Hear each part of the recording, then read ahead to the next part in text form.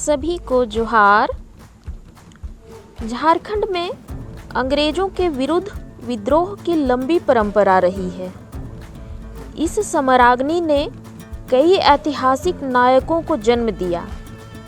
इनमें से कई के बारे में हम आज बखूबी जानते हैं, जबकि कई अभी भी इतिहास के कालगर्त में खोए हुए हैं।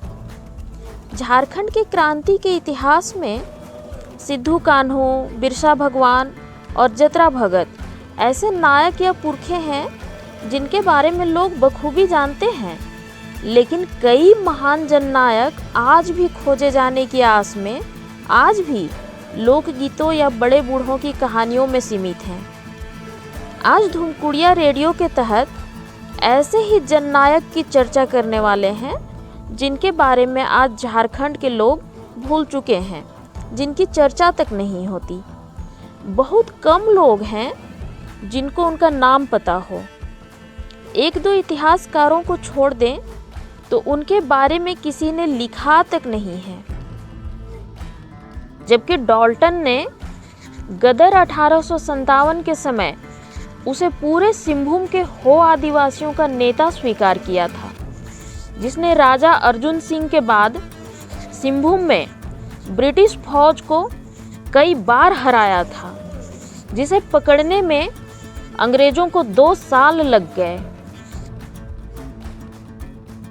सिंहभूम में कोरडीहा में यानी कोल विद्रोह का जो स्थल था, इस पर लेफ्टिनेंट बिर्च द्वारा जब्त ताड़पत्र के पत्र सूचनाओं में दिल्ली के सम्राट नाना साहिब और कुंवर सिंह का संदर्भ होना कोल्हान के 1857 आंदोलन को स्थानीय सिपाही विद्रोह से ऊपर उठाकर बड़ी घटनाओं के बारे में जागरूकता और मदद की उम्मीद को भी दर्शाते हैं।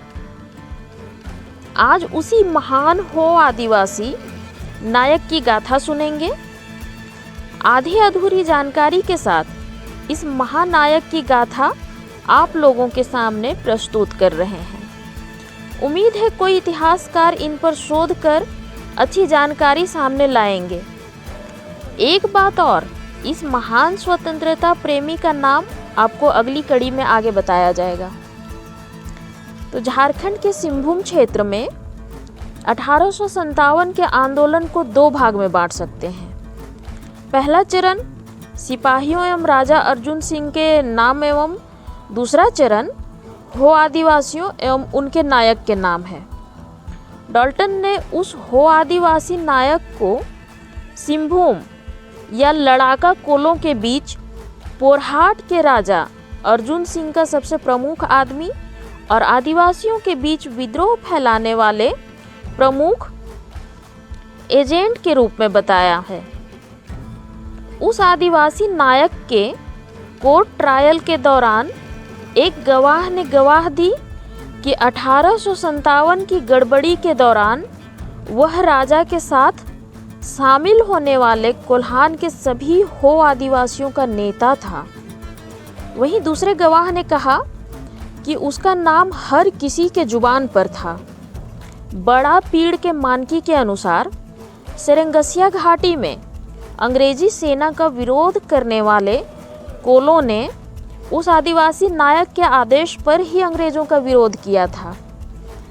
1857 में सिंहभूम बंगाल प्रेसिडेंट के छोटा नागपुर डिवीजन में एक अलग जिला था, जिसमें मुख्य रूप से विभिन्न आदिवासी समुदायों का निवास था, जिनमें से सबसे अधिक संख्या में हो आदिवासी थे।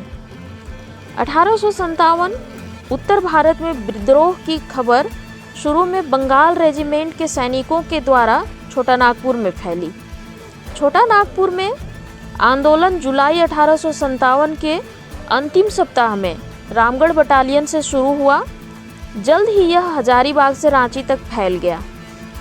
जब खबर चाईबासा में पहुंची, सिंहभूम का अंग्रेजी हेडक्वार्टर चाईबासा में था और जिले के प्रभारी सहायक आयुक्त सिस्मोर थे। वे सरायकेला के शासक चक्रधर सिंह के संरक्षण में चाईबासा को छोड़कर रानीगंज भाग गए।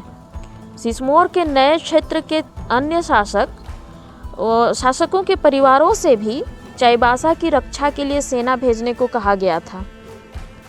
हालांकि विभिन्न शासक घरानों के बीच पुरानी प्रतिद्वंद्विता और झगड़े जो पिछले वर्षों में ब्रिटिश शासन के बदौलत दबे हुए थे, फिर से जीवित हो गए।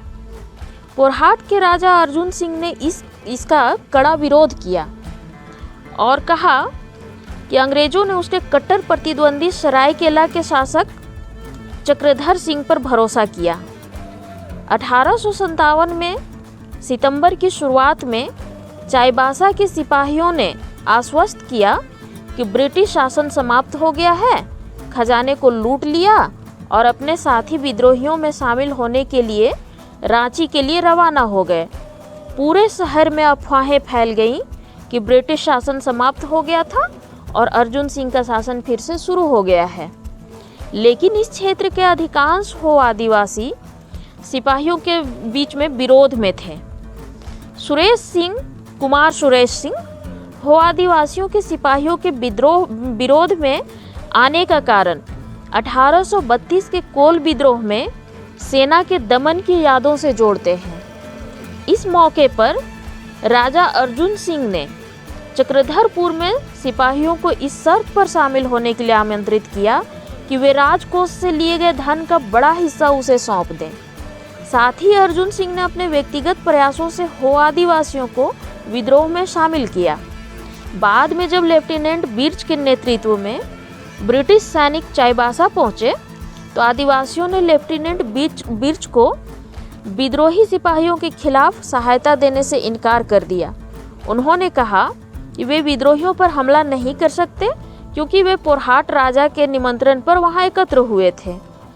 एक तरफ राजा अर्जुन सिंह ने अंग्रेजों के प्रति अपनी वफादारी की घोषणा करके अंग्रेजों को शांत करने का प्रयास किया और दावा किया कि उन्होंने चाईबासा खजाने को बाद की तारीख में अंग्रेजों को बहाल करने के इरादे से अपने कब्जे में ले लिया था। दूसरी ओर विद्रोह की तैयारी अच्छी तरह से चल रही थी।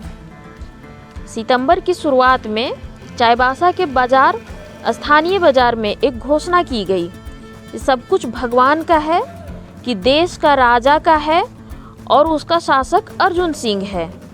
अंग्रेजी अधिकारी जो थे सिस्मोर, उनके भागने के बाद हो देश पर अपने अधिकार को पुनः स्थापित करने के लिए और अपने राजस्व का भुगतान करने के लिए हो आदिवासियों को शपथ दिलाई कि अर्जुन सिंह ही सिंहभूम का वैध शासक है।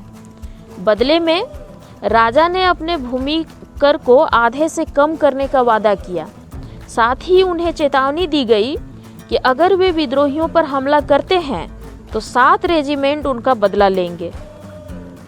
इनके प्रयासों के परिणाम स्वरूप अर्जुन सिंह द्वारा आयोजित दशहरा उत्सव में 3000 से अधिक हो आदिवासियों ने भाग लिया और प्रथागत रूप से उन्हें अपने लीगे लॉर्ड के रूप में सम्मान दिया गया।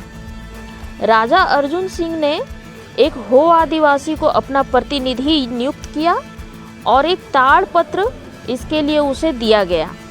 वो वीर आदिवासी राजा के समर्थन में उस ताड़पत्र के माध्यम से हो आदिवासियों को राजा के समर्थन में एकजुट करने लगे। अगले भाग में हम सुनेंगे उस आदिवासी नायक की वीर कथा। धन्यवाद।